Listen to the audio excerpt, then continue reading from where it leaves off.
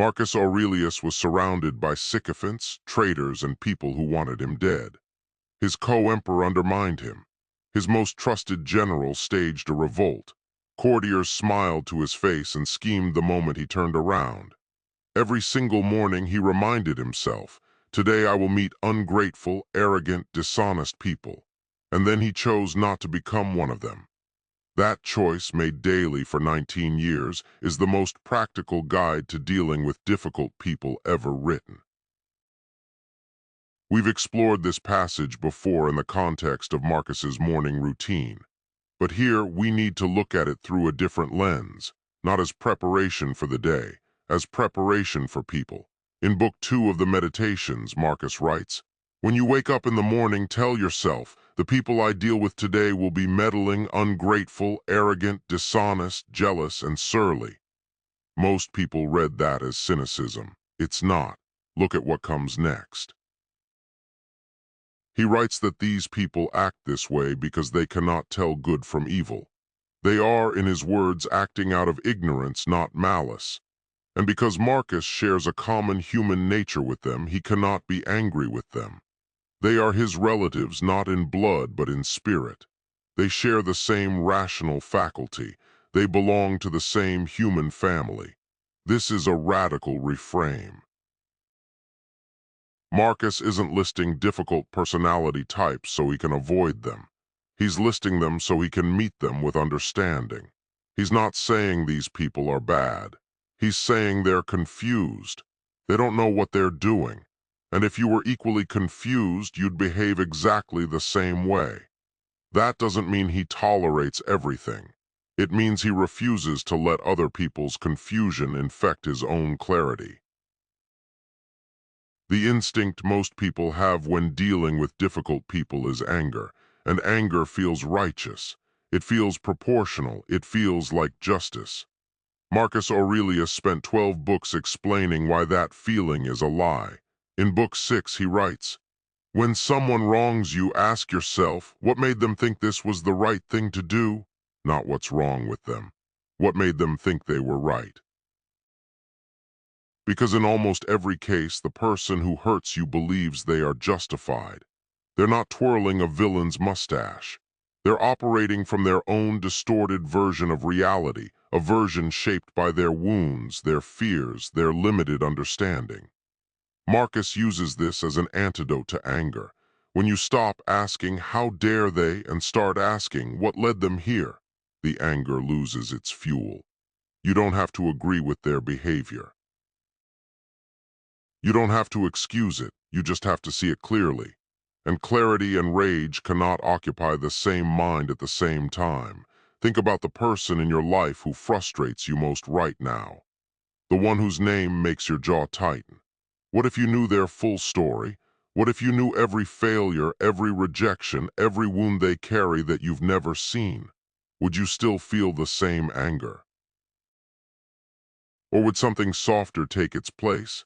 Marcus didn't have access to the full stories of the people who wronged him, but he chose to assume those stories existed, and that assumption alone was enough to keep him from becoming the kind of person he despised. Here's the part of Marcus's teaching that most people skip past because it's uncomfortable. When someone's behavior bothers you, look in the mirror first. In Book 9, Marcus writes something painfully honest. He says, when you are offended by someone's lack of shame, ask yourself immediately, is it possible for there to be no shameless people in the world? It is not possible. Then do not demand the impossible. He extends this further. When you encounter dishonesty, ask, can the world exist without dishonest people?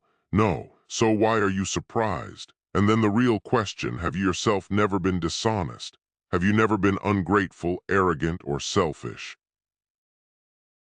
This is Marcus turning the lens on himself, and it's devastating because the honest answer is always yes. You have been every one of those things at some point. You have been the difficult person in someone else's story. You have been the one acting out of confusion, the one causing harm without realizing it, the one someone else needed patience to endure. The mirror principle doesn't excuse toxic behavior. It eliminates your moral superiority. And without moral superiority, you lose the self-righteousness that makes difficult people feel like personal attacks instead of what they actually are, other human beings struggling with the same flaws you carry. Now there's a misunderstanding about Stoicism that needs to be corrected here. Some people read these passages and conclude that Stoics are doormats. That understanding others means accepting everything. That empathy means you never push back. Marcus Aurelius was an emperor. He commanded legions. He executed judgment, enforced laws, and made decisions that affected millions. He was not a pushover. Understanding why someone acts badly does not obligate you to stand in the path of their destruction. The Stoic approach to boundaries works like this. First, understand. See the person clearly, including their confusion and their wounds. This prevents rage. Second, decide what action is necessary, not what your emotions demand, what the situation actually requires. Sometimes it's a direct conversation. Sometimes it's removal. Marcus writes in Book 6, "The best revenge is not to be like your enemy."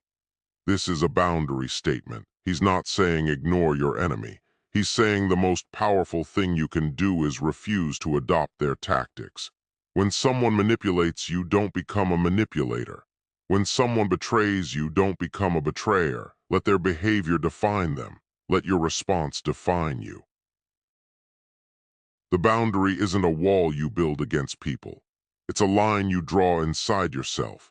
On one side is their behavior, on the other is your character. And no matter what they do on their side, you protect what's on yours. But what about the people you genuinely can't reach? The ones who don't respond to patience, understanding, or boundaries. The ones who drain your energy, undermine your peace, and show no sign of changing. Marcus addressed this too. In Book 5, he writes, "If it's not right, don't do it. If it's not true, don't say it." And sometimes the right thing is to leave, not with anger, not with a dramatic speech, with the same quiet clarity he brought to everything else. The Stoics believed in working with others. They believed in community, in service, in the common good. But they also recognized that some people are not ready to be helped. Some conflicts cannot be resolved by one side alone, and continuing to pour yourself into a situation that only diminishes you is not virtue, it's self-destruction. Marcus would tell you to do everything in your power to understand the difficult person, to look for their humanity, to respond with patience, and if after all of that nothing changes, to walk away without hatred, not because they don't matter, but because you do. Epictetus would add, "You can't control whether they change. You can only control whether their behavior controls you. And sometimes the most powerful act of control is leaving the room." Here's your challenge. Think of the person who frustrates you most right now, the one you've been mentally arguing with all week. Instead of rehearsing their faults for the 100th time, write down one sentence answering this question. What wound might they be carrying that makes them act this way?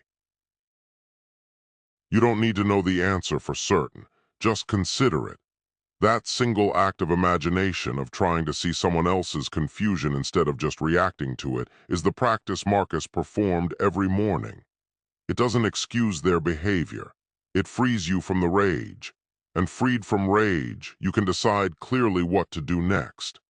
Marcus Aurelius was surrounded by people who lied, schemed, and betrayed. He had the power to crush every one of them, and he chose understanding instead, not because he was weak, because he understood that becoming like the people who wronged him was the only defeat that actually mattered. The best revenge is not to be like your enemy. If this changed how you think about the difficult people in your life, subscribe for more ancient wisdom that still works today. Drop a comment telling me which part shifted your perspective. I read every single one.